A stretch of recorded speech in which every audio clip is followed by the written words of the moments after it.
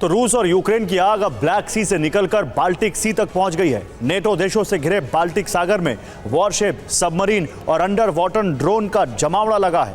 रूस ने बाल्टिक सागर में होने वाली जंग के लिए अपनी वॉर मशीनें भेज दी हैं। वो दूसरी तरफ जर्मनी से लेकर लिथुआनिया जैसे नेटो देशों ने भी अपने नए नए हथियार बाल्टिक में उतार दिए हैं।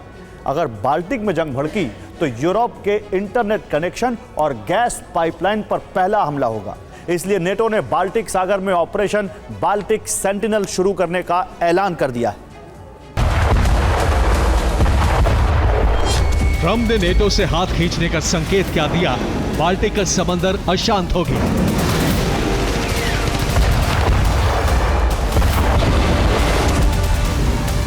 अभी ब्लैक सी में लगी आग बुझी नहीं है और बाल्टिक सागर में नई जंग की शुरुआत होगी।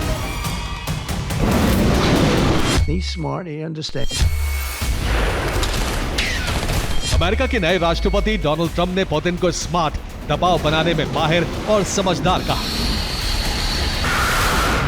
और रूस के राष्ट्रपति ने बता दिया कि ट्रंप उनके बारे में ऐसी राय क्यों रखते हैं।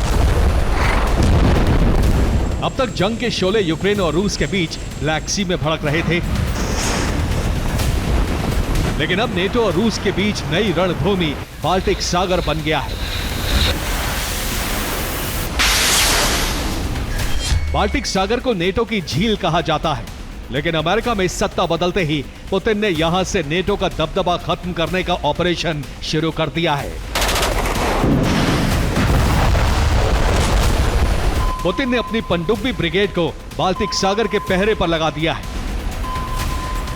रूस के वॉरशिप भी बाल्टिक सागर में रूस की ताकत दिखा रहे हैं। रूस के इस कदम से नेटो में दहशत है।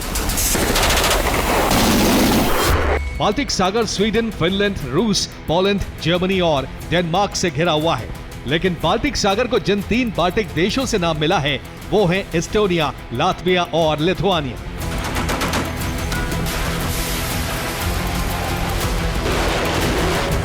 बाल्टिक सागर से पूरे यूरोप की इंटरनेट कनेक्टिविटी सुनिश्चित करने वाली केबल गुजरती है। बाल्टिक सागर से यूरोप के देशों तक गैस और कच्चे तेल की सप्लाई करने वाली पाइपलाइन भी गुजरती है, यानी बाल्टिक से यूरोप की लाइफलाइन गुजरती है। और अगर रूस ने यह लाइफलाइन काट दी तो आधा यूरोप बिना युद्ध लड़े घुटनों पर आ जाएगा।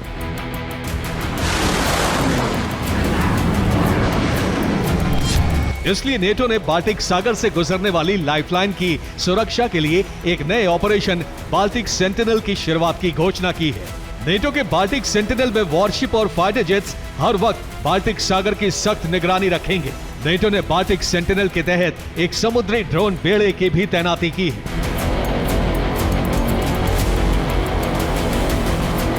एस्टोनिया, लात्विया और लिथुआनिया ये तीनों बाल्टिक देश नेटो में शामिल हैं और नेटो यहां भविष्य के युद्ध की बड़ी तैयारी में है। नेटो ने यहां नए हथियार, गोला बारूद और पहरा बढ़ाया है,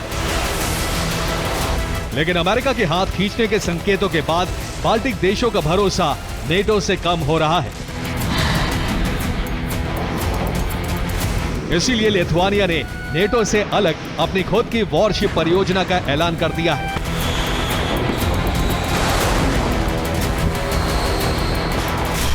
बाल्टिक सागर में गश्त के लिए लिथुआनिया अपने पेट्रोलिंग जहाज विकसित कर रहा है।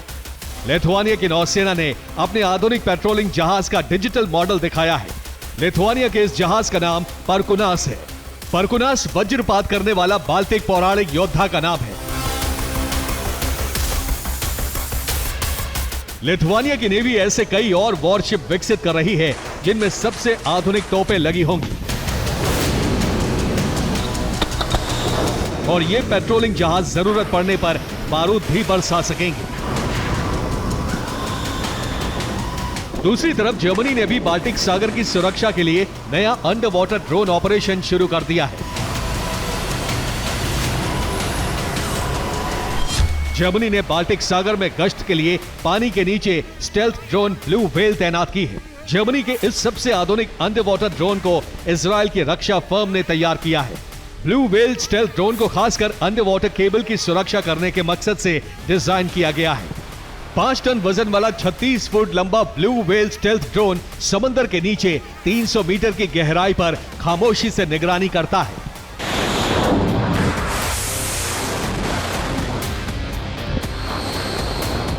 रूस यूक्रेन युद्ध शुरू होने के बाद बाल्टिक सागर में कम से कम 4 बार इंटरनेट केबल काटी गई है। पिछले साल बाल्टिक सागर से गुजरने वाली एस्टलिंक 2 ऑप्टिकल फाइबर केबल काट दी गई थी। यह केबल फिनलैंड और एस्टोनिया के बीच काटी गई थी। नेटो को शक है कि यह रूस और चीन ने जानबूझकर इन ऑप्टिकल फाइबर केबल को काटा था।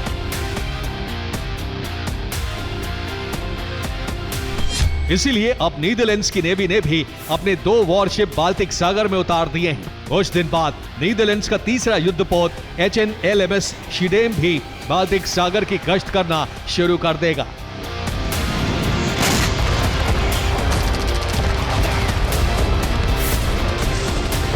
यानी बाल्टिक सागर में वॉरशिप, सबमरीन और ड्रोन बढ़ते जा रहे हैं। ये जंग से पहले की बड़ी तैयारी है।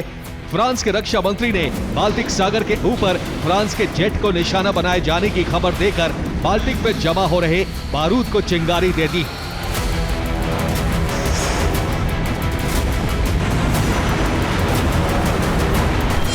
फ्रांस के रक्षा मंत्री सेबेस्टियन लेकार्नू ने दावा किया है कि 17 जनवरी को फ्रांस के एक समुद्री गश्ती विमान ने बाल्टिक सागर के ऊपर से उड़ान भरी थी और रूस की तरफ से जमीन से हवा में मार करने वाले डिफेंस सिस्टम ने उसे मार गिराने के लिए लॉक किया था।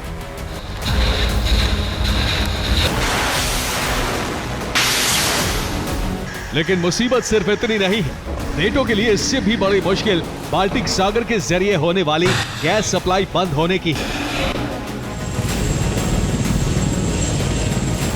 नेटो के लिए मुसीबत यह है कि गैस सप्लाई बंद होने से उनकी आर्थिक स्थिति कमजोर हो रही है। इससे नेटो में ही फूट पड़ गई है। हंगरी के प्रधानमंत्री विक्टर ऑर्बन ने 21 जनवरी को स्लोवाकिया की यात्रा के दौरान रूस की सस्ती गैस सप्लाई रोकने के लिए यूक्रेन की आलोचना की। Bureau report, TV9 Bharatvarsh.